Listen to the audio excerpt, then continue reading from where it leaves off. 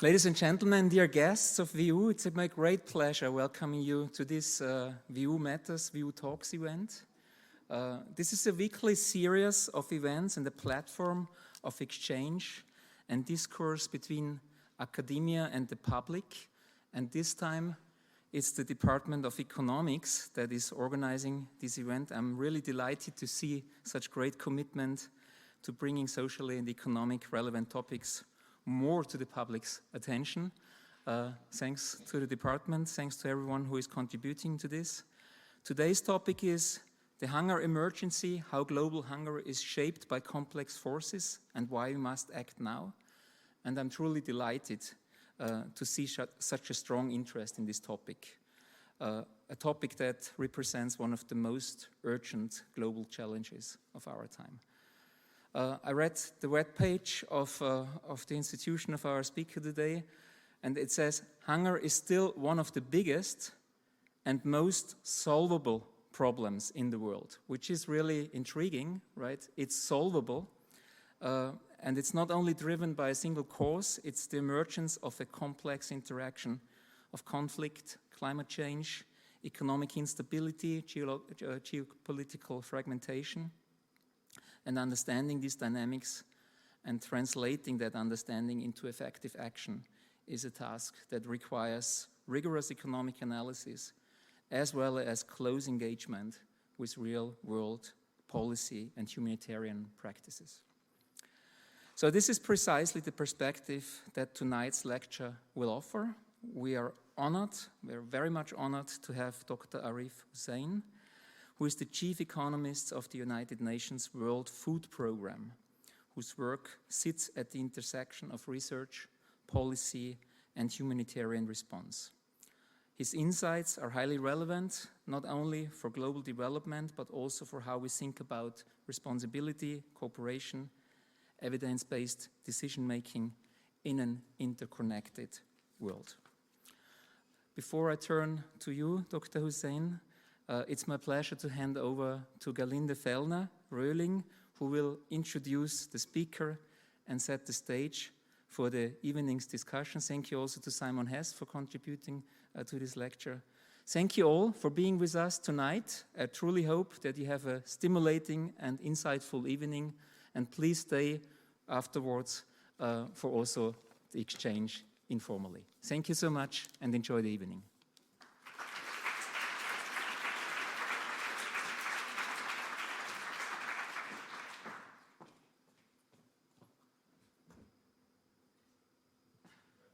I need that, sorry. Okay, thank you very much and good evening, everyone. On behalf of the Department of Economics, I welcome you to this VU Matters. And let me just start by briefly reframing the issue that brings us together tonight. Hunger is often discussed primarily as a humanitarian failure, and rightly so. But it is also an economic outcome. It reflects how markets, institutions, political incentives, and shocks interact, and how these interactions shape access to food, income, and security. In that sense, hunger is not simply about scarcity. It is about vulnerability, coordination failures, and the inability to absorb and respond to crisis. What makes the global current hunger emergency particularly troubling is not only its scale, but its persistence, despite unprecedented global wealth and technological progress. We increasingly observe situations in which food is physically available, yet economically inaccessible, where early warning systems clearly identify risks, yet responses remain underfunded or delayed, and where humanitarian actors are forced to make difficult decisions under severe resource constraints. Understanding these dynamics requires combining rigorous data analysis with deep institutional and field experience. This is precisely where tonight's speaker brings an exceptional perspective. Dr. Arif Husain is the Chief Economist of the United Nations World Food Programme and the Director of the Analysis, Planning and Performance Division, where he leads the organization's global analysis of food security, vulnerability and emerging risks. In this role, he oversees the analytical work that informs some of the most consequential humanitarian decisions taken today. Decisions about where to intervene, when to intervene, and how limited resources can be used most effectively to save life and livelihoods. What is particularly noteworthy about Dr. Husain's career is the way it bridges academic research, policy institutions, and frontline humanitarian work. He holds a PhD in agricultural and applied economics from the University of Minnesota, where he also worked as a researcher and taught public policy. Earlier in his career, he worked with the World Bank, an experience that complements his academic training with exposure to global development policy. His academic work has focused on understanding the links between poverty, hunger, conflict, and migration, and on how information and digital technologies can be used to improve the effectiveness of humanitarian assistance. Since joining the World Food Programme more than 2 decades ago, Dr. Husain has worked both at headquarters and in crisis-affected countries. This combination matters. It means that the analysis he leads are not only technically sophisticated, but grounded in operational realities, in logistics, financing constraints, political trade-offs, and the lived experiences of people facing food insecurity. A distinctive feature of Dr. Husain's work at the World Food Programme is his focus on the convergence of forces that drive hunger in the contemporary world: armed conflict, climate-related shocks, macroeconomic instability, and large-scale displacement. He has also been a prominent voice in highlighting a less visible but increasingly critical challenge: the widening gap between rapidly rising humanitarian needs and stagnation or even declining resources.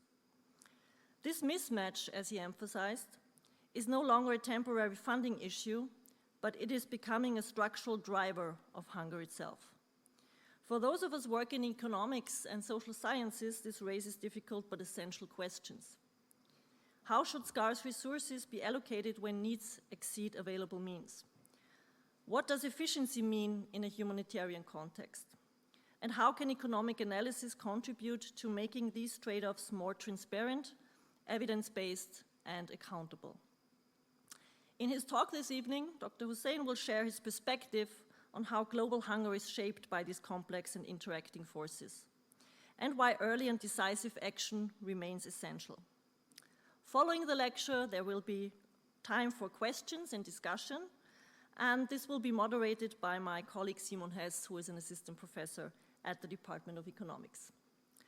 So now I'm very pleased that Dr. Arif Husain is with us today, and I invite you to join me in warmly extending him a warm welcome.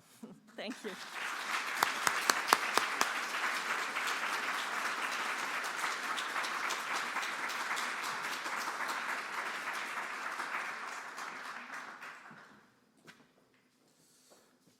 Right. Hi, everybody. It's really a pleasure and honor to be here, Rupert, Linde. This topic, I've been working on this for about 20 years, okay? And I can tell you that over those 20 years, not a single day has been boring, right? And we have seen something which is kind of like progress. Things are going really well. And then big hits come. Like what was, I said 20 years. My first big hit, if you will, was the financial crisis in 2007-8. It shook the whole world, actually, right? But also the food security of people, because food security and poverty, their outcomes. Then a little bit of improvement. 2011 comes and another big food crisis comes.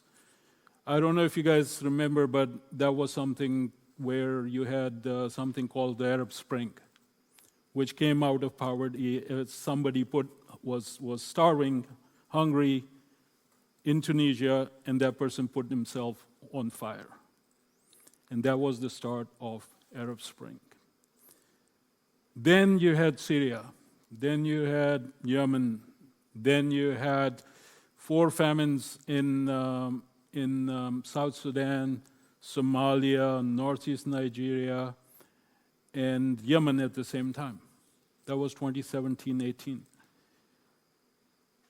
And still we were okay. And then came something called COVID. And that again shook the world, right?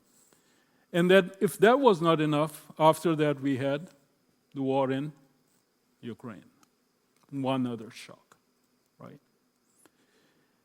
And right now, if somebody says, hey, put these things into different boxes, what has been disrupting all of this, right?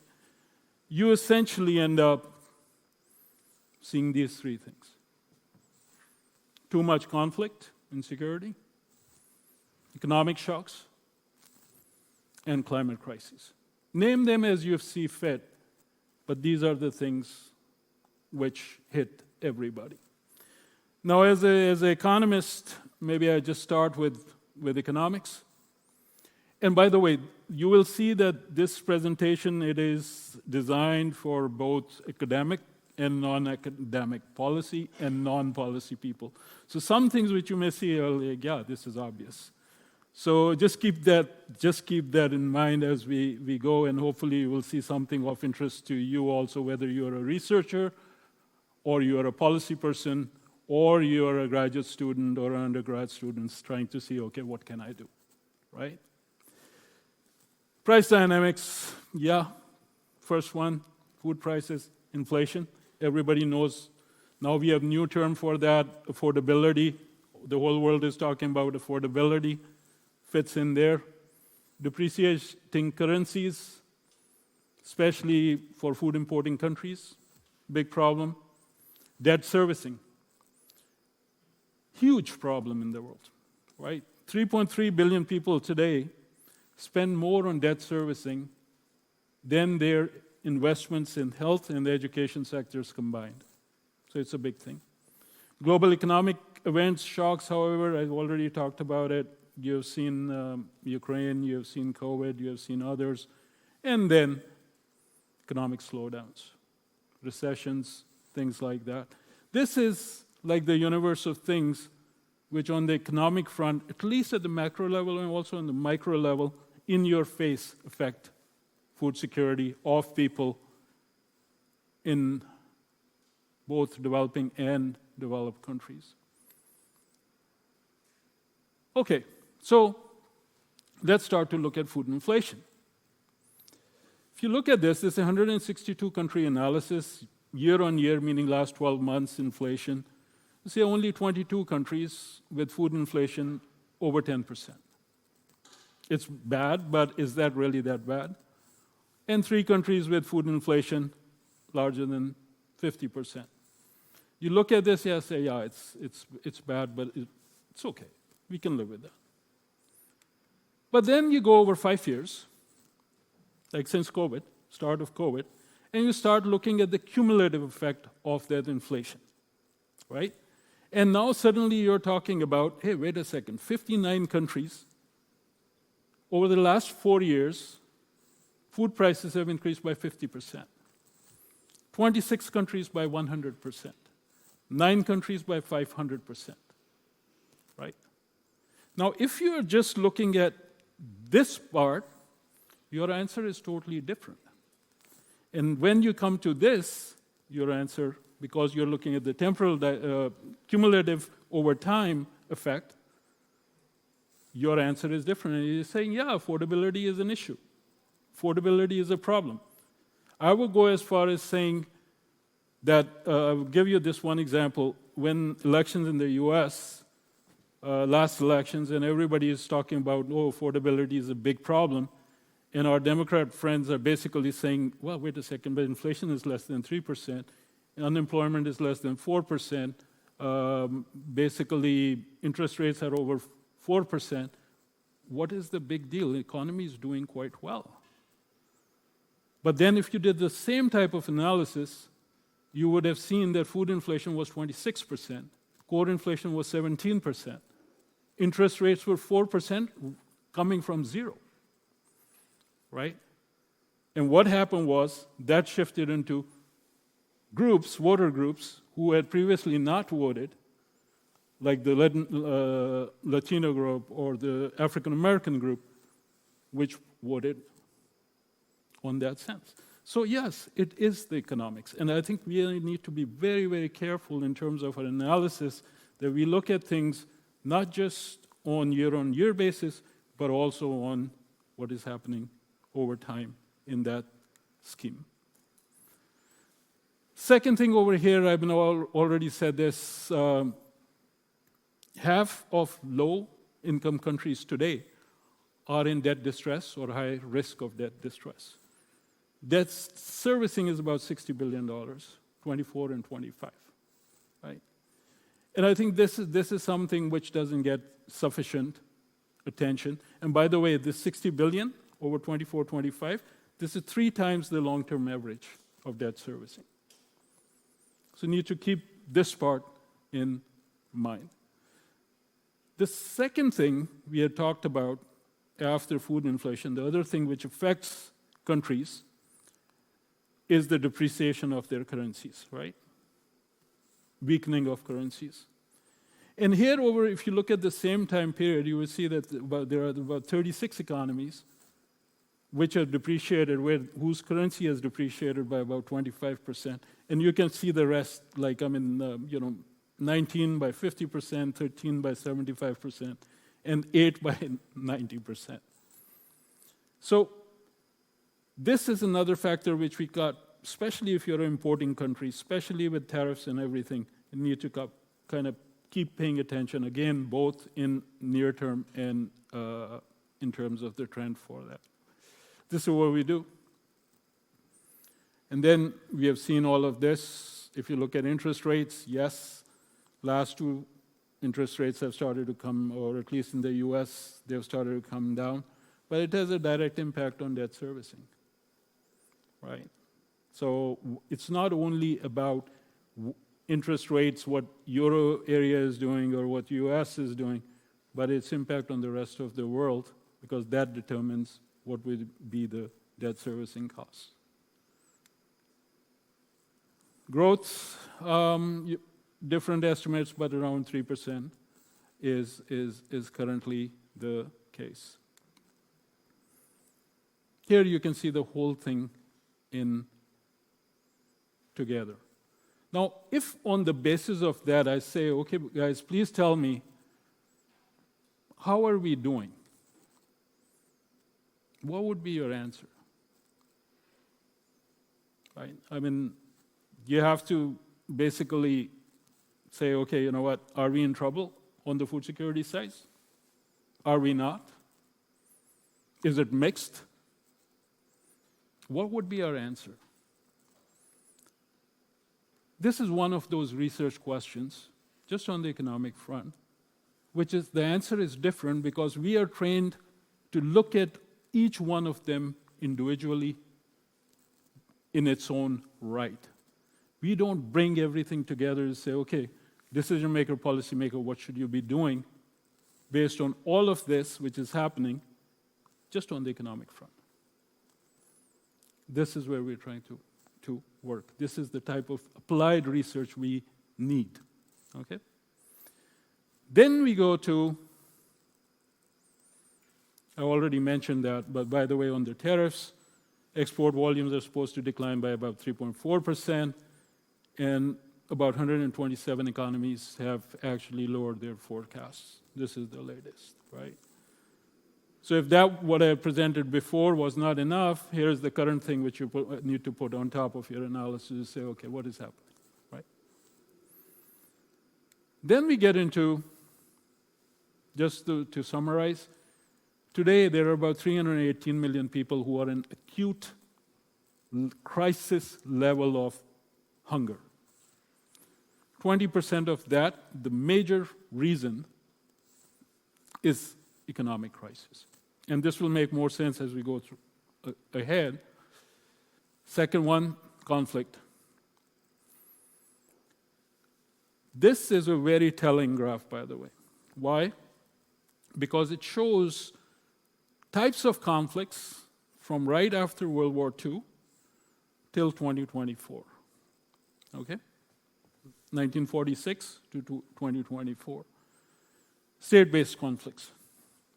If you notice, from 46 to 2012, there were 46 conflicts. From 2012 to 2024, they have increased by 15 to 61 conflicts. So is our world more volatile today than it has been, or over the last decade than it has been for several decades before? The answer is yes. By the way, if you need sources, this is Uppsala Conflict Data Program, but if you need sources, we have all the sources of whatever I'm presenting, this is sourced. What does that mean? If you want to know from Global Peace Index folks, they are saying since World War II, they have not seen anything like this, which is happening right now. If you look at conflict resolution, the success rates are at 50-year low.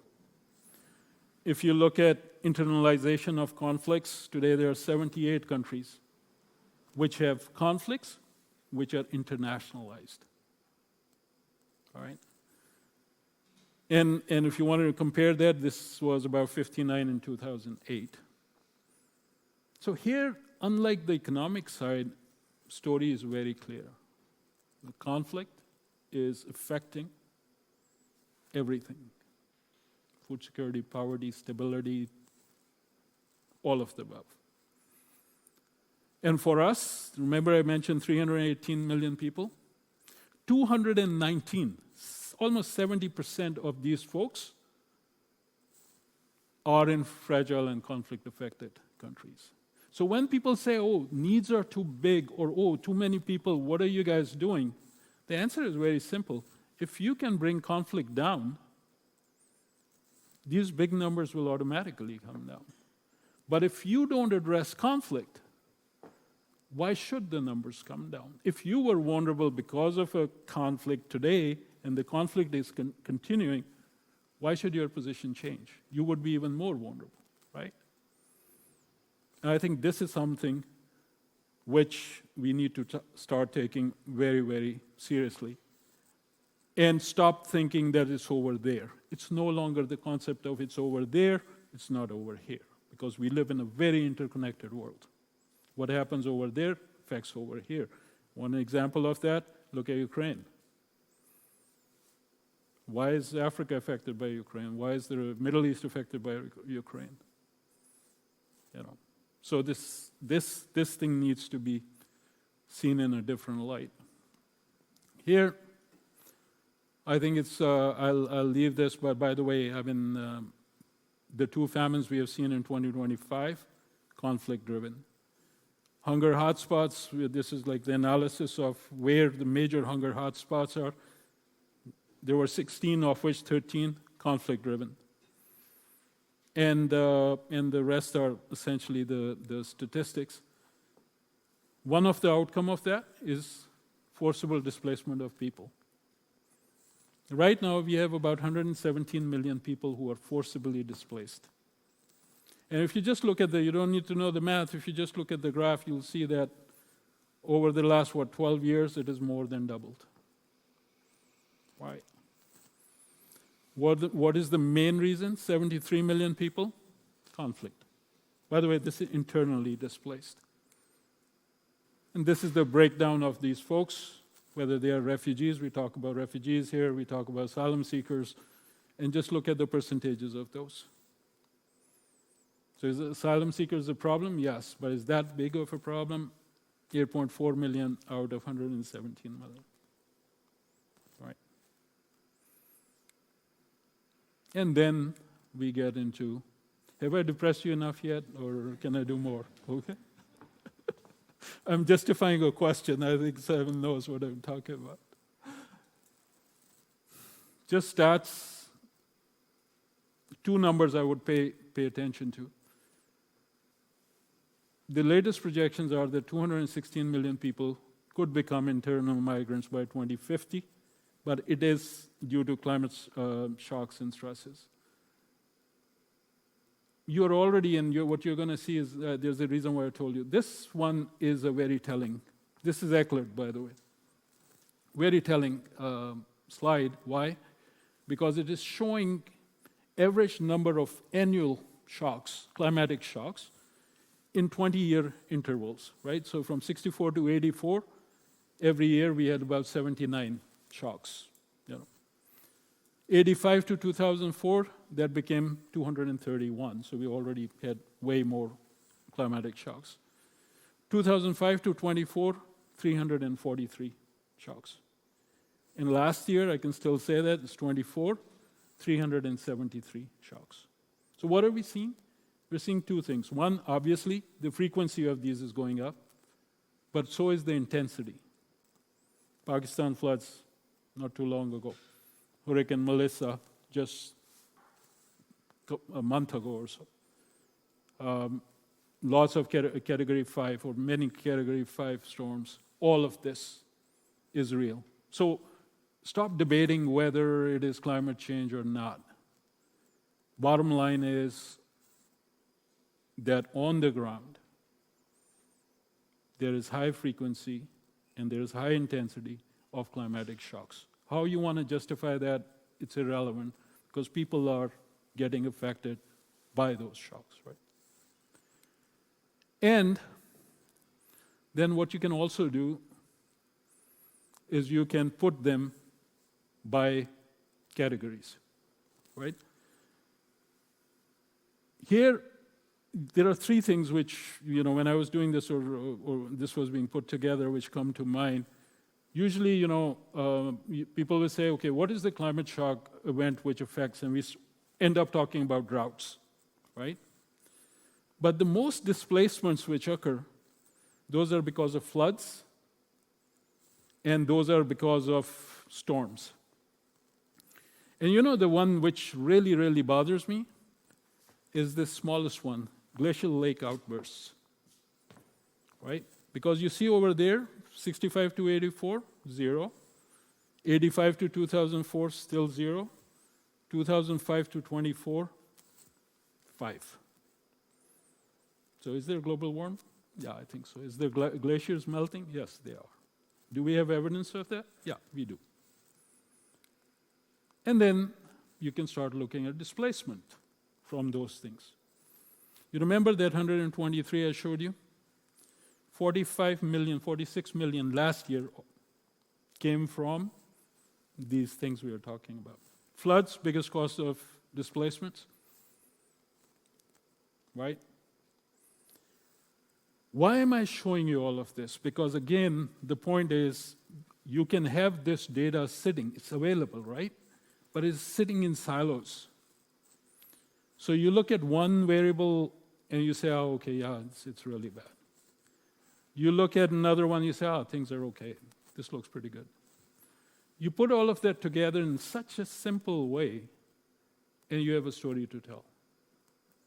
And why are you telling that story? Because you are trying to convince policymakers who don't have the time or who are not going to go and put all of this together, which can affect policy. Again, if you take one by one, you're making one decision. If you take all of this together, you're making a different decision. So with the inflation, we said over time, with this, please try to combine your data sets to come to something which is meaningful in terms of applying.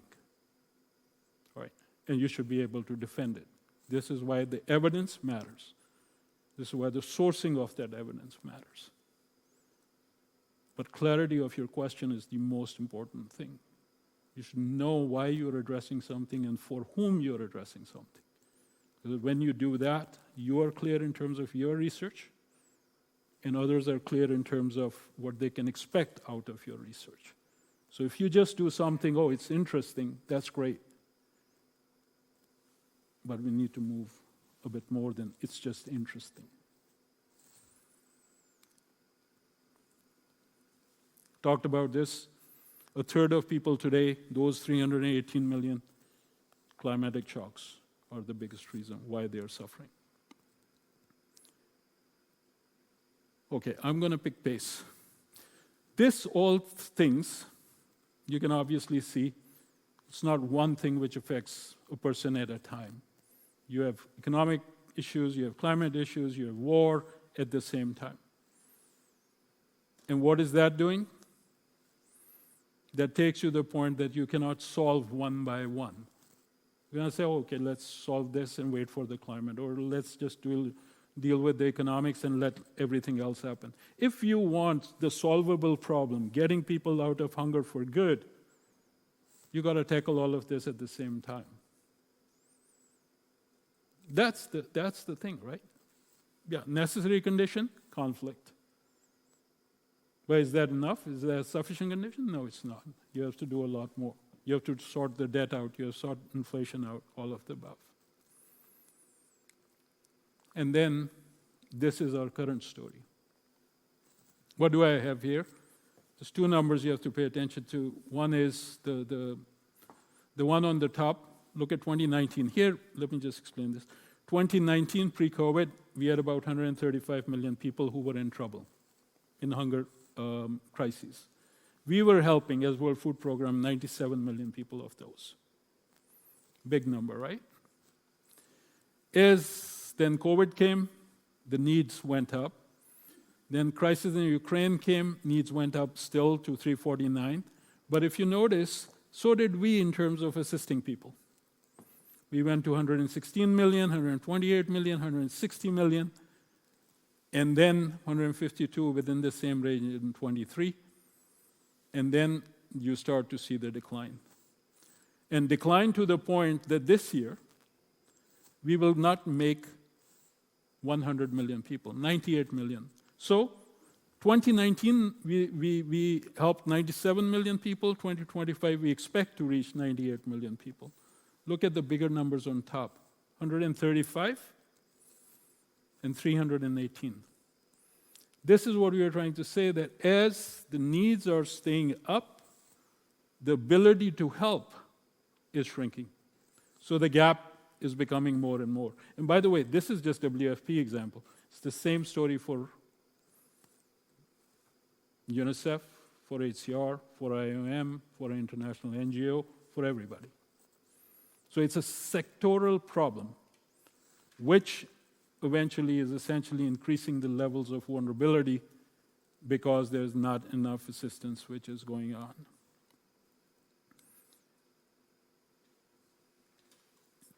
If you want to know some numbers in general, 720 chronically food insecure, 808 extreme poverty, 2.6 billion cannot afford a healthy diet, and 7 out of 10 people say that their voices, they're not heard in the political system. These are some of the main numbers.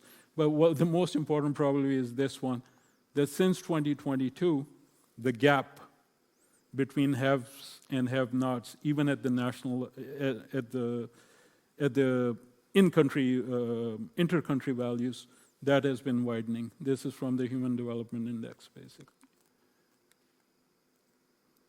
Okay, so I told you all this stuff. I told you what is not working. I told you we are giving less.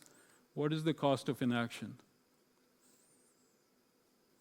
Here, basically, the only thing you need to pay attention to is that this is basically humanitarian needs and the response plans. How much of the humanitarian needs were met?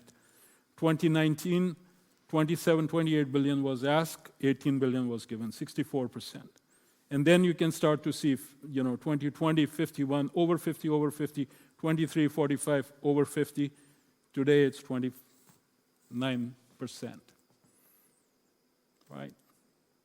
So this is not within any kind of error range or something. This is huge.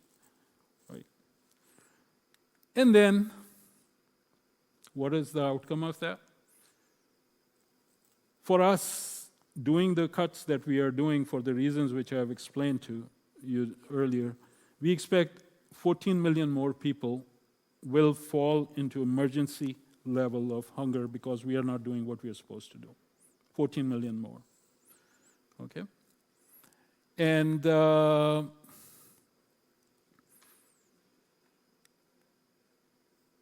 here is what, how many people know Lancet as journal? Right? A lot. No? So Lancet came out with this thing in July, basically saying that just due to the closure of USAID alone, 14 million people are at risk of dying over the next 5 years, of which 4.5 million are children. All right. Again, this is not, a humanitarian agency coming up with these numbers. These are researchers coming up with these numbers. Why am I saying that? Because when you're putting something like this up, credibility matters. So this is two sources. Funnily enough, the numbers are quite similar. But one is a projection and one is reality on the ground as we see it. One is saying people will die. One is saying they will become worse than they are. And this is the irony of the whole thing.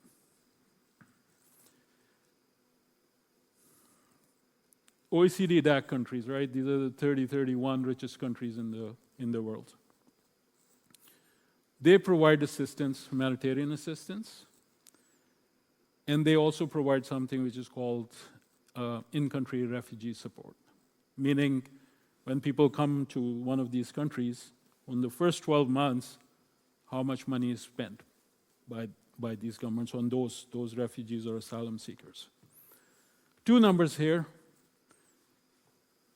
2024, that's the latest data, 24 billion was given for humanitarian aid to help 198 million people. If you do the math, it's $120 per person per year.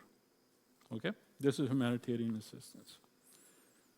Same countries spent $27.8 billion to help 3 million refugees in their own countries.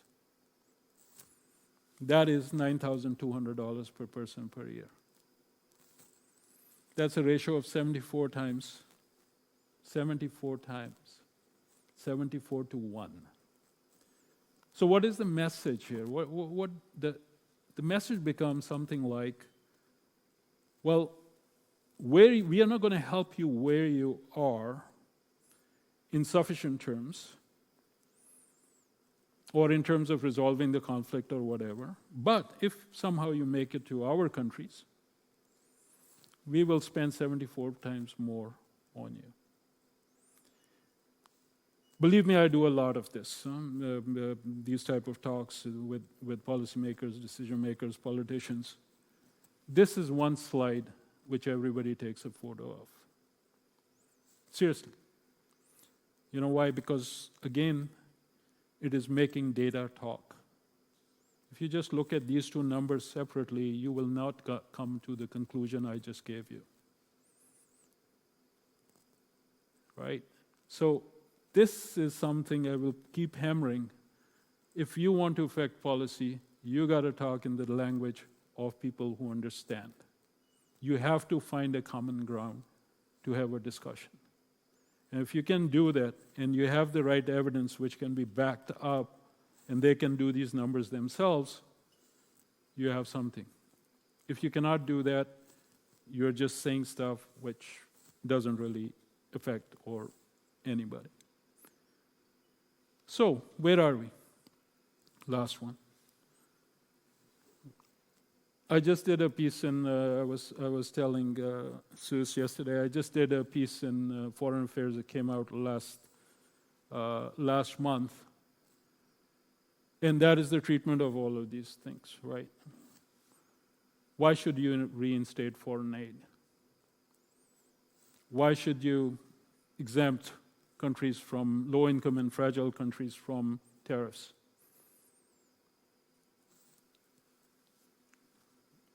Why treat food security as national security, right? And all of these things, debt relief for hunger relief, all of these things, if I will need another 45 minutes to go through all of them, but please do look at this, because basically all of these things are topics of research, topics of policy action, right? This one, if you look at, we have debt relief for environment, right? If you put trees, people give you debt relief. Why can't you have debt relief for hunger relief, where you're able to invest in human capital, in education and in health? Can you make a case for that? Yeah, you can. So, how is national security, how does food security become national security? Right now we're talking with NATO to have a food security pillar in the NATO strategy. Why? Because what happens, let's say in Sahel, also has a cost, right? So it's not without cost. So if we can minimize.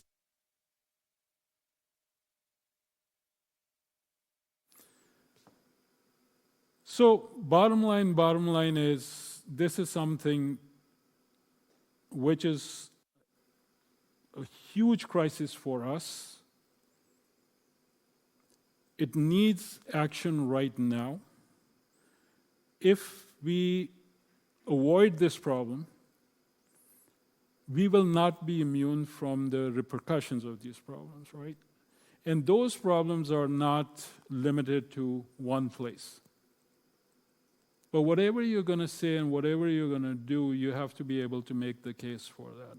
I think for me, that's the appeal in an academic setting. If I can, have people looking at these things and saying, yeah, this is right and this is wrong, or yes, this makes sense, but putting it in a way that it affects change, not an academic article alone. I'm not trashing that. I love to do that. But that next step of academic rigor bridged to policy. That's where I am. Thank you very much.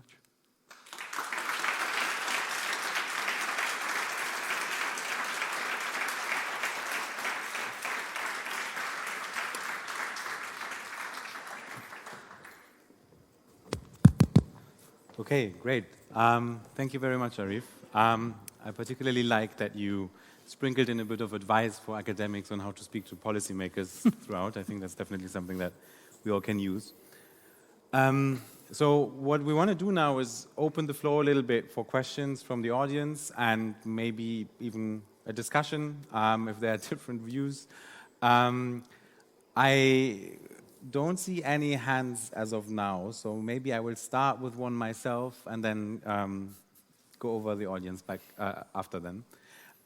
So you made this point very clearly that as needs go up, abilities to help are actually shrinking because of the collapse of financial support. And afterwards you made the point that in fact, there's very easy arguments that should appeal to all parts of the political spectrum to be made for increasing the support, right? So you can be just somebody who is fully against migration, and then there's an obvious kind of conclusion. You should care about food security, or you could be worried about efficiency, and then obviously your graph shows really clearly that this is the most efficient way to help people, or you could just have purely humanitarian motives. So the whole political spectrum should find itself in there. So can I invite you to speculate a little bit on why political support globally is eroding? If I remember correctly, you said it's not an US-driven thing. It's a global pattern. Yeah, no, thank you for reminding me. Because when we're when we talk about funding cuts, we go directly. I did the same thing. I went to USAID and said, USAID is cut. For us, the USAID or US cuts hurt the most. Why? Because it's the biggest sum. Right? On average, we were getting about $3.8 billion from the US on average. 2022, it was $7 billion. So they cut us by 55%. Does it hurt? Yeah, it really does. But our second biggest donor did the same thing also. That was Germany. They cut us by 50%. Same thing happened with France. Same thing happened with UK, right? So in absolute terms, yeah, US hurts the most. In percentage terms, it's pretty much the same across the board. Then comes the question of what you were asking. I mean, this is mind-boggling. Is this a money issue? I don't think so. It is because if you just look at the last graph, in-country refugee support, right? Monies are there, right? For me, it's more than a money issue. It is a new money issue. It is a reallocation. Oh, sorry. Oh, okay. I'm just adding the slide, bringing back the slide you were talking about. Yeah, this one. One after, yeah. Look, I mean, this one. How do you call this a proper allocation of resources? And here another, I want to give you a number. People think everybody wants to come to Europe, for example, or everybody wants to go to the US. Actually, data doesn't prove that, right? Because if that was the case, then our migrant population in the world wouldn't be just 3%, 300 million people. It would be way more than that. But if you don't want to believe that, just look into your own families and stuff and see how many people left and how many people are still there where they were. We are the outliers as migrant populations, very small, very, very small. And if you want even a better example of that is, I mean, I give Syria's example, basically. Like, look, listen, I mean, the war in Syria started in 2011, so if everybody wanted to go to Europe, why didn't they go in 11? Why not 12? Why not 13? Why not 14? What was so special about the end of 15? Logical question. And we actually wrote a book on this. It's called At the Root of the Exodus. And the bottom line was that people started out, they thought, oh, this conflict will last 6 months or something. It will be, let's stay close to our homes in Jordan and in Lebanon. And the Syrians, others said, okay, Syrians, wealthy, coming in, bringing in investment, it's good, okay, come, you're welcome. 2-3 years later, it's like, oh, you guys are still here. You have destroyed our health sector. You have, our rents have gone crazy because of you guys. Go somewhere. And at the same time, then, our aid sector cuts the humanitarian aid. And you're left with the decision on, okay, here's my last $100 bill or €100 bill. What do I do? Do I get on a boat or do I spend it here and deal with it? We did research on this, folks. I'm not making this up. And this is why people left. So now if you're spending more to keep them out, how's that good resource allocation? For me, the answer is very simple. For me, the answer is take the reason away why people are moving. And if that means solving the crises, the wars, do that. If that means helping people where they are, please do that. But don't see this as, something which is, everybody wants to come here. No. Same thing with Central America and the US, by the way. It just isn't that way. Why, on Simon's question, I think it's the education of public. People are doing things, public opinion matters, folks.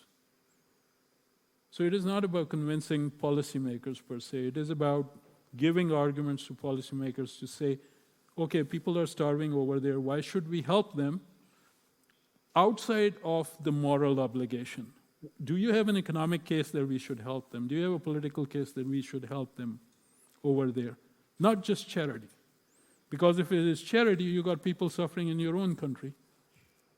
Might as well take care of them. They're over there. Why do we have to worry about it? So what's the link? What's the connection? This is where we need to be very, very much more clear.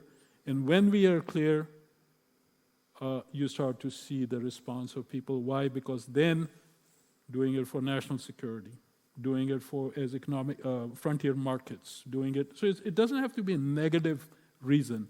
It can also be a positive. These are your frontier markets, right? So we can look at it from that side, but you have to make the case inside the House if you want to see, because politicians are going to react to public opinion more and more in these days. You see it all over the place. I hope I answered. It does, yeah. I think also now we can move to the audience. I think there are quite a few questions I see now. 1, 2, 3, 4. I would start from the left, and then we take 3 questions in a row, I would say, and then Arif answers the 3, and then we do that again. So I think the front left here, yes, and then Rotem afterwards, and then there's some, yeah. Okay. I mean, as a politician, if you see this graph, if I spend a lot of money in my own country on refugees, I boost my GDP because it's government expenditure. Right. If I spend my money on humanitarian aid somewhere else, I don't boost my GDP. So then I have no incentive actually to do it, even though it's not cost effective. Right. Absolutely. Okay. We collect a few more, but I'm taking some notes. Rotem was the next one, I think. It's okay if we collect a few questions of course. first. Great. So thank you for the presentation. It was very interesting. I have 2 questions. One is you talked about the people who spend a lot of money out of their total income for food.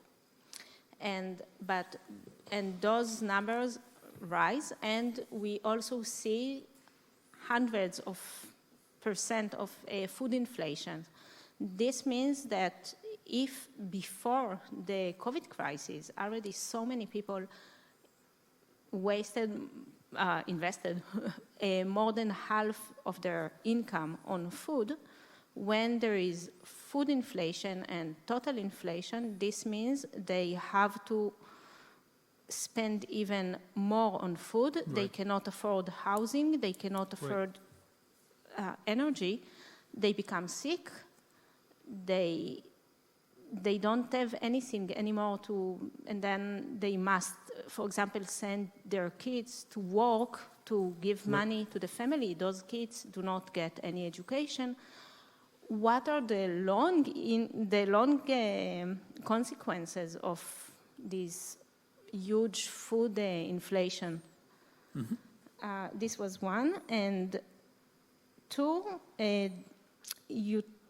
you showed how conflict triggered food insecurity, but actually also food insecurity triggers the conflict.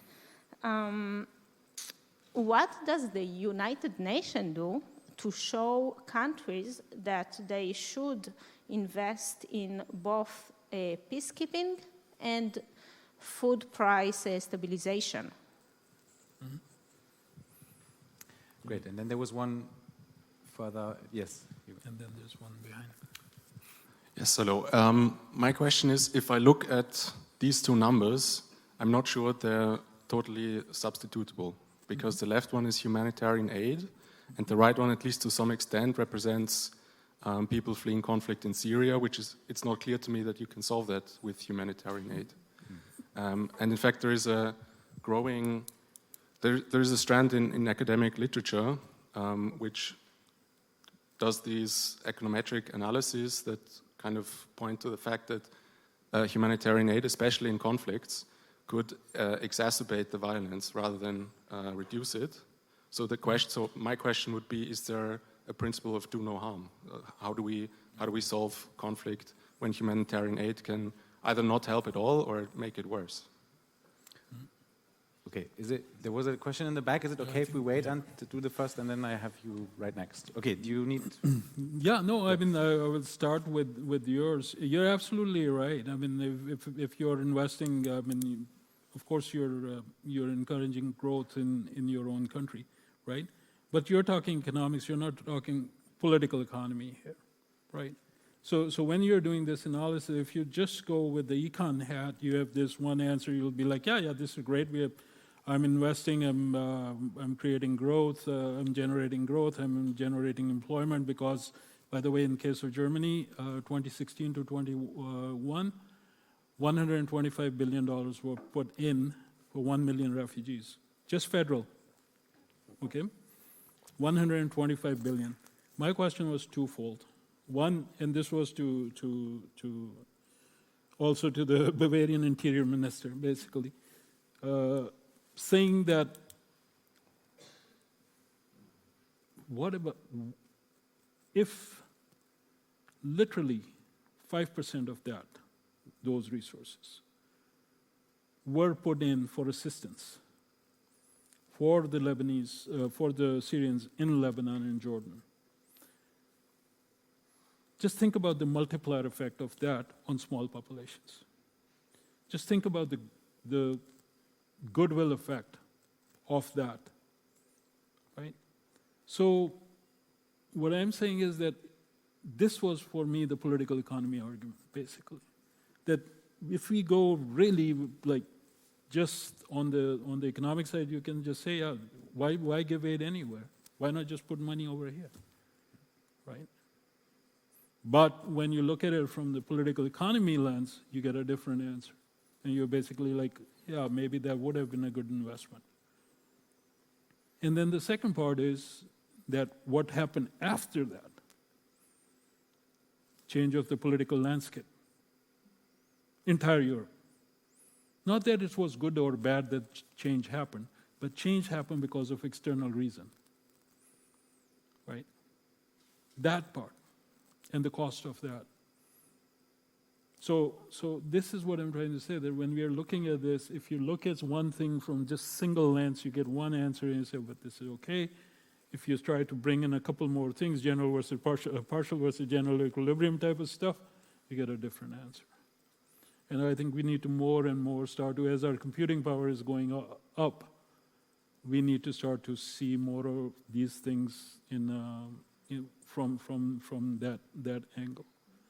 I hope I answered your question, but yeah, so for you, I mean, this one, two things. I was talking to someone today about food waste and food loss, right? If we believe our numbers, essentially we're saying that we waste 27 to 30% of food, as in weight, loss and waste. And these are two different things. And these two things happen in two different places.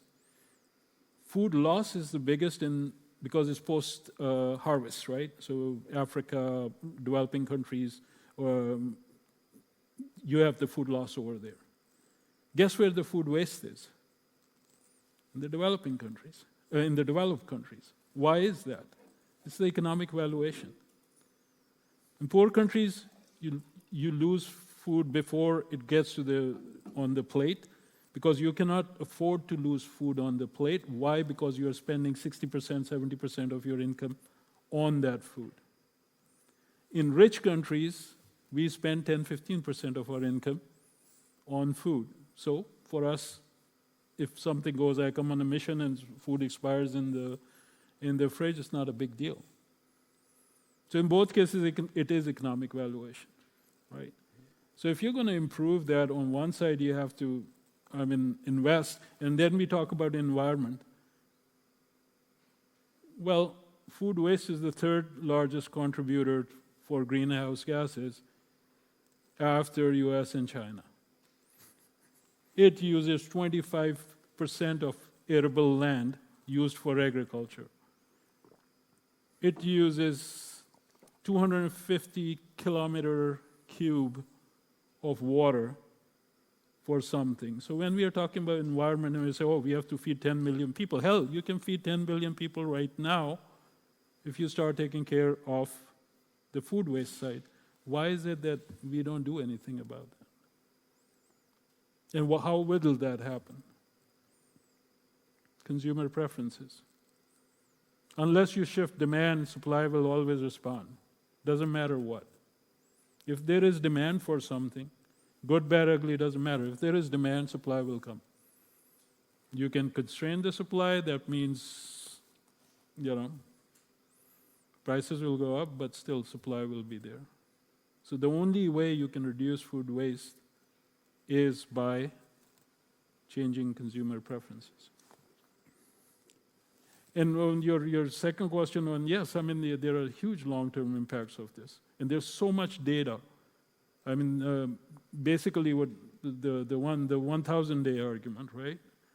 Basically it says that if you are, from the conception to the second birthday, if you're not sufficiently nourished, you never recover in terms of your productivity potential. You have 8,000-day research on similar lines. So what you're saying is absolutely, I mean, it's true, and we see this, but the problem is that we don't put it to malnutrition. We don't put it to this. Why? Because these are things which reduce our immune system. So people don't necessarily die of hunger, or people don't necessarily die of malnutrition per se. They do, but they, in big numbers. They die of something else because their immune systems are weakened. That's where the majority of deaths are, but those are not recorded as, oh, these people died because they didn't have enough food. So obviously that is critical. So actually, Rotim's second question related also to the third question, then to the third asker. Then Rotim's second question was then about how food insecurity itself can lead to conflict. And then the last question was about... No, but this is absolutely. Till I mean, also in research there are trends. People start saying something and that becomes the norm, till somebody looks back and says, hey, wait a second, but this may be this is one of those things. We've always said that conflict causes food insecurity. A lot of research on that, and it is totally accepted. It took some time to go the other way and basically show that food insecurity causes conflict. And people ask for examples of that. Sahel, classic example of that. Darfur, this Janjaweed, fighting on water points, classic example. Sorry? The Arab Spring, another one.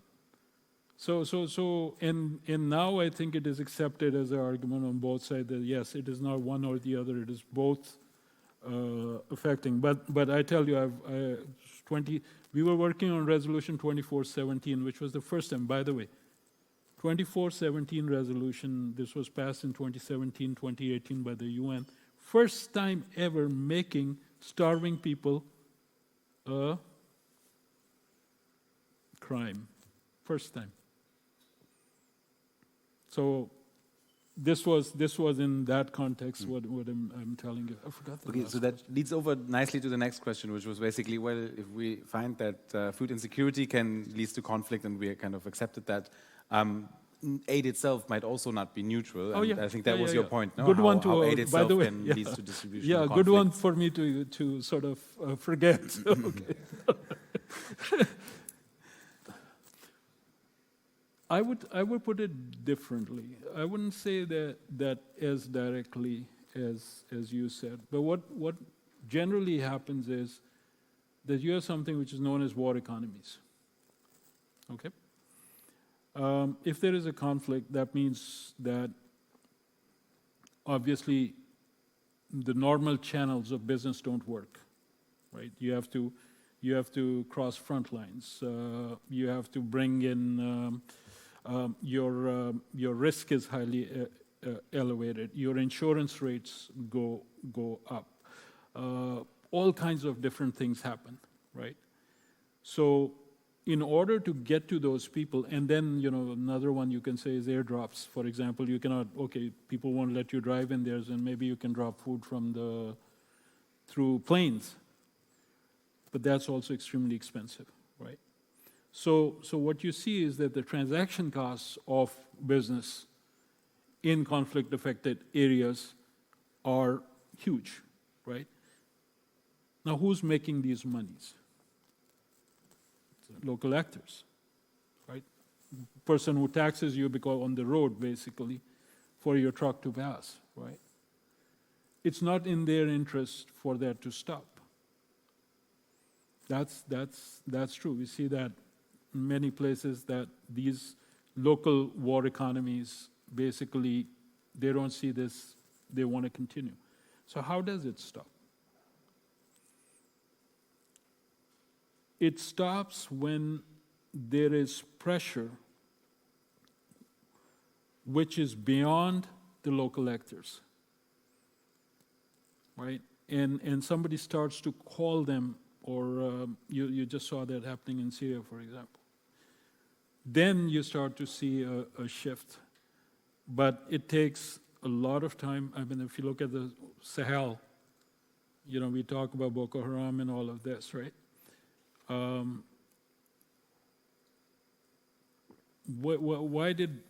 How does Boko Haram spread?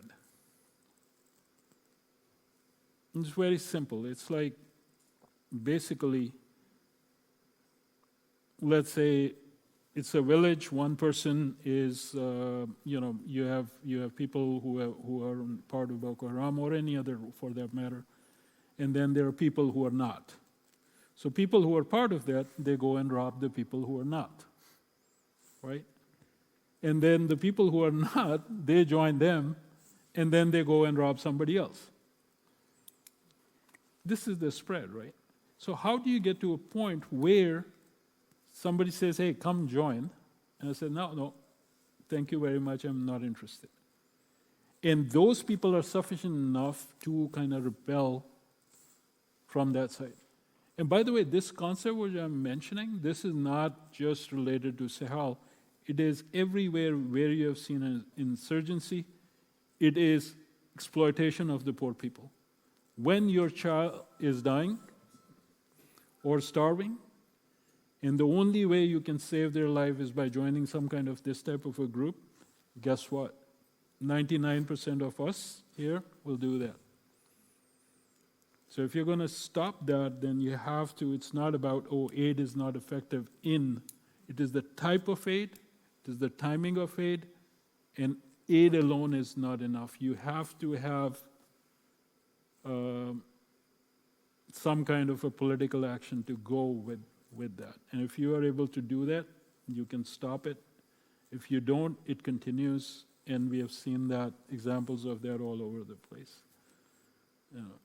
So again, my thing is, when you're analyzing this data, really look at not only that, okay, so it come in, so prices went up, but what else is over there on that side? I think this is, but please do send me what the literature you were talking about.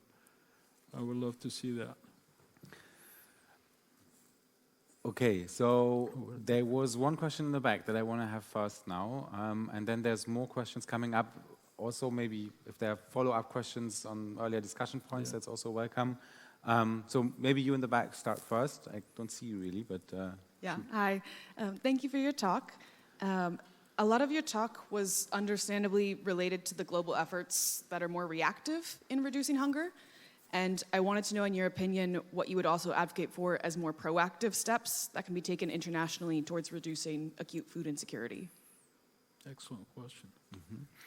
Okay, let's collect two more. There was one here that's, yeah? That's fine, that's fine. It doesn't have to be follow-up. And then I have you as well in the yellow shirt, so we can do that after. Should I? Or Sure. Whatever, yeah, Sure, we sure. will get your question anyways. Shoot. Okay. So fundamentally, this is a redistribution problem, right? So we have redistribution problems in every single country. How to convince people or political leaders in countries that aren't even willing to solve the redistribution problem within their own country to solve a a resource problem by redistributing resources in countries where problems might be bigger or are probably bigger, and how to solve this problem of trying to fit into this attention space where we're fighting many different problems and Right. And then, yeah, let's get your question. I want to hear that question here.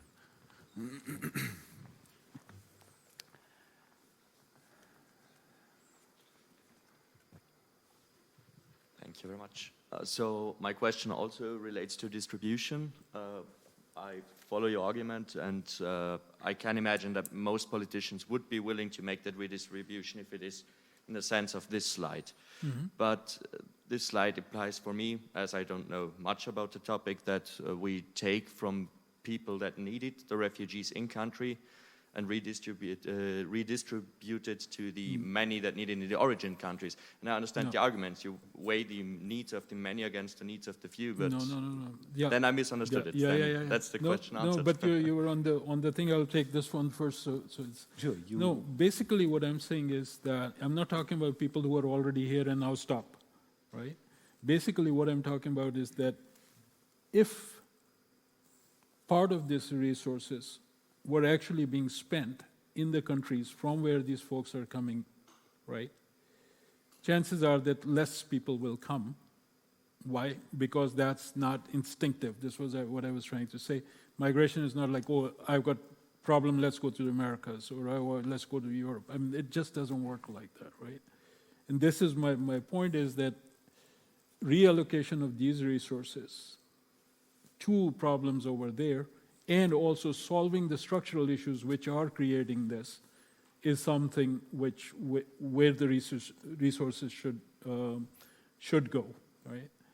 And again, I mean, over there also, I mean, you need to rethink that unless we move away from here and there, and start to see that whatever happens over there has direct consequences over here as well, we will make wrong allocation decisions. So right now it's the allocation decision in the sense of, I'm not helping you over there, but if you come here, I am. But I'm going to make it really hard for you to come here. But I will help you if you come here.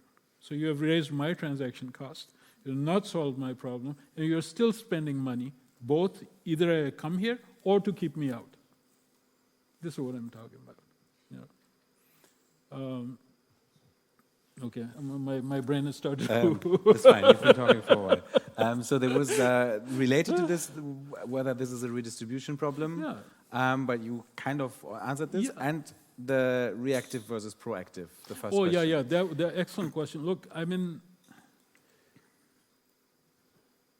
hunger is not only a solvable problem, hunger is a solved problem in many, many places, right? So it's not like we are lacking this recipe of, oh my God, there's so much hunger and we don't know what to do with it. We know exactly what to do with it, right? I mean, I've done it so many times, I can even tell you literally the 5 things which are in my head which should happen. And I will start with the first one is invest in women. Nice thing to say that? Yeah, but it's more than that. If it is 50% of your labor force and you're not using that, you're not winning a marathon if half your body doesn't work. It's that simple, right? Second one, invest in children. I just gave you the 1,000 day example. Invest in technical skills. Invest in rural infrastructure.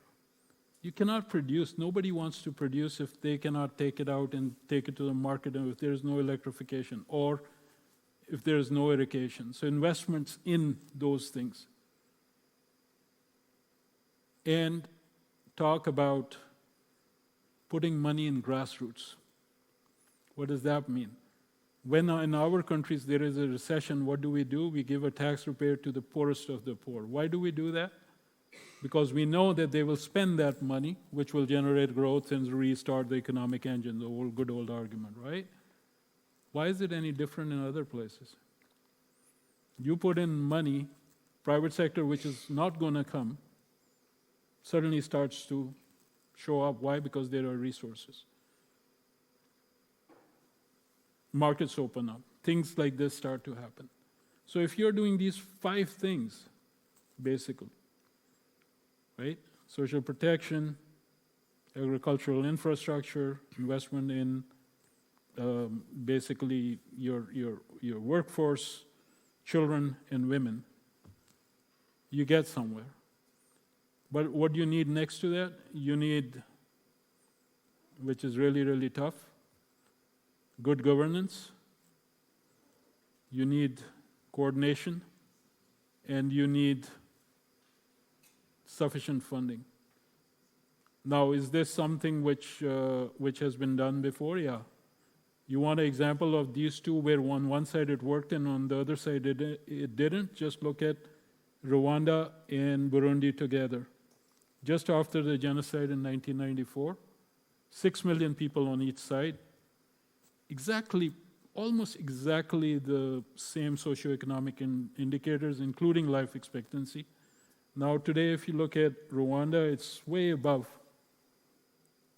on the growth trajectory, while Burundi is still where it is. And if you want to know other examples, look at South Korea and North Korea. I mean, these are the things. I mean, this was at the World Bank spring meetings. I think it was the last time. And most people will agree today that if it is not reducing hunger, it is not through agriculture. It's not an agricultural problem. It's not a technology problem. It's not even a money problem. Why? Because there are about $700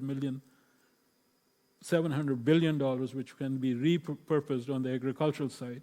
So then why doesn't it happen?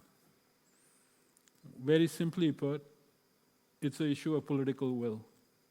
Why? Because our decision makers, our politicians, they think in near terms. They need instant reward in a way. But if you're going to be solving these problems, it takes more time. So you have this gap. Label it under whatever you want, but that's one of the reasons where we are not seeing many of the things, because we are short-sighted in terms of what we are doing and we look for instant reward. Okay, I think we have time for 2-3 more questions, or not follow-ups necessarily, but if you want to have follow-ups, you can have follow-ups. That's what I meant earlier. Is there any more audience? I've exhausted everybody. Yes. Okay, let's do one more, and then we can call it a night for this part. Sorry, I don't want to be the one holding you back for calling it a night. No. Sorry for that. You talked about political opinion, and you also talked about how important it is, what society thinks in order to influence political opinion. And we saw, especially with social media, that it seems easier than ever to influence people, especially in a negative way. So I was wondering if there are also attempts to influence it in a positive way, to change what society think, because then, according to what you said before, this might also change the opinion of policymakers in the long run. I mean, yeah, absolutely. I mean, for me, if one thing which I'm trying to do more and more is getting involved in with the young people in academia, elsewhere, because for me, frankly, their burden is way higher than our burden or my burden, right? Because we had the benefit of not knowing, comfort of not knowing. Oh, I'm sorry, I didn't know. If I had known, I would have done something about it, right? These guys know, they see everything, right? But their power to do. So if you know, then by default, it's like, okay, so you found out wrong, what did you do to right it? All right, so their burden is way, way, way higher. Having said that, I think they also have a very clean conscience in a way, and they're not. I don't know how to put this. They look at things very. I have a 16-year-old and a 17-year-old, so I'm talking from that lens. It is very black and white. It is very black and white with these folks, right? So this is why the power of evidence, right? You have to argue with them as if, it's like, okay, why are you saying this? Okay, I'm saying, and you have to convince them. And when you do, they're yours. You don't, they will tell you to your face, sorry, but this doesn't make sense. This is why I think young people here, for me, again, I've said this before, but for me, please make sure that, evidence really, really matters. Treatment of evidence really matters. And above all, really focus on what is the problem you're trying to solve. To me, that's fundamental, right? You should be so clear in terms of what is the problem you're trying to solve and for whom. What is the benefit of your research that you're doing and for whom? And this can go from engineering to social sciences to elsewhere, right? And I think we need to sort of be on that track. And very last thing for me, if you're criticizing something, you're basically saying, this doesn't work, then what does? And kids, they will ask you what does work, right? So on the food waste thing, I started, with graduate students and also undergrad students. And I was like, so we're wasting a lot, so how can we change this? Okay, you can change consumer behavior. How can you change consumer behavior? I'm like, in a place like Rome and Italy, there are so many supermarkets all around. Buy less, buy often. Simple as that. Right? You don't have to bulk it up. Your supermarket is 3 minutes from your home. Okay, it makes sense. This is the type of, you have to relate and then work with them. But these guys are going to do, you guys are going to do amazing things. Your bar is way higher than was for us. I think I can say that. These guys are in the middle. But you see what I mean. Okay, great. Yeah, thank you. Ahmed, you want to ask the question we discussed earlier? No. Okay, shoot. We have a few more minutes.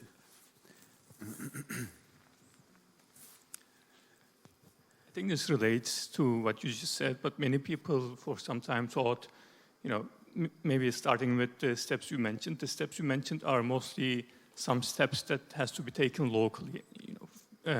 Women investments to women labor force participation, or investment in infrastructure.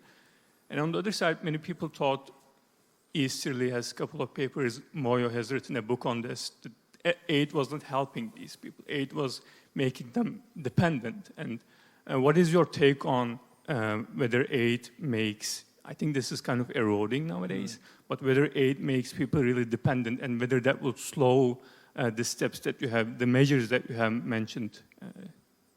Yeah, look, dependence, I've been doing this for 20 years in working in the aid world, both at the bank and also here.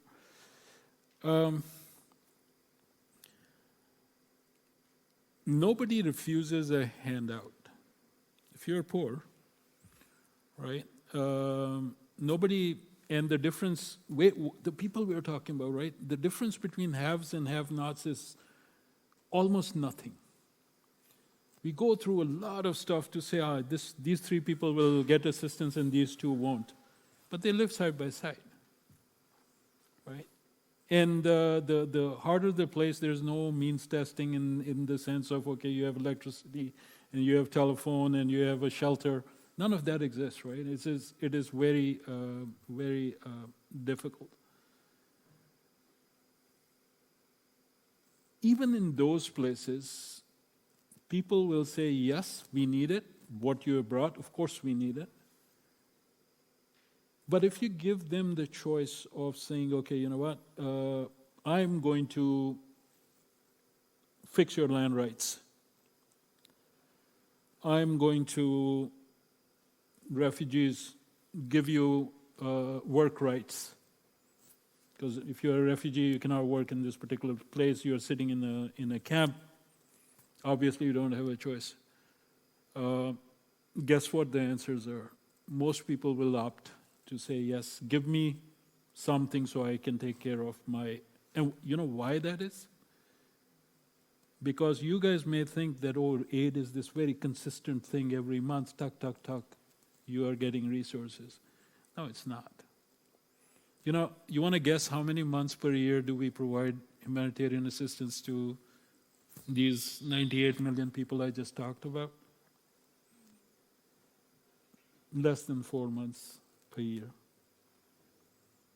So this argument sounds really great, aid dependence and all of that, but when you dig through it, there's not much. Some, yes. But all in all, there's not much water in that argument. Yeah. Okay, great. Now it's 7:30. I hear finger food outside, and Arif is willing to stay around for a bit longer. So a lot of remaining questions or follow-up discussions, we can have that outside together with some snacks and maybe a drink or two. I think. Thank you very much, Arif. Thank you. This was amazing.